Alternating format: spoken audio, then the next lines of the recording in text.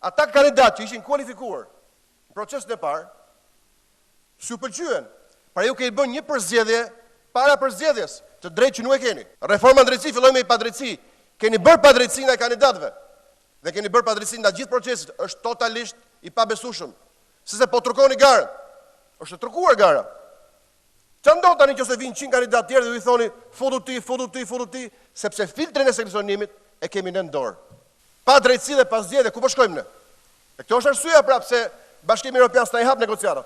Më vrafshin mua, po e ke lexuar ti reformën drejtësi. Meqense do të bësh të baras larguarin, filloje nga problemi themelor. Problemi themelor që ka sot ecja përpara e procesit vettingut dhe përmes ecjes përpara të procesit vettingut është ecja përpara reformës drejtësi, është pikërisht bojkoti. Dhe nuk ka asnjë dyshim në këtë vend që ky bojkot nuk bëhet për hir të zgjedhjeve të lira ndershme, nuk bëhet as për hir të votimit elektronik apo numrit elektronik, bëhet me qëllim për të bojkotuar komisionet ad hoc. Opozita ka pjesën e vet, po unë nuk mund dalë të merrem me ata që janë çarë, po merrem me ju. Ata që janë çarë kanë pjesën e vet. Sigurisht ata nuk vinë për ta bllokuar, po unë nuk dal për të thënë që do ta ulanti. Po flas se çfarë bët ju?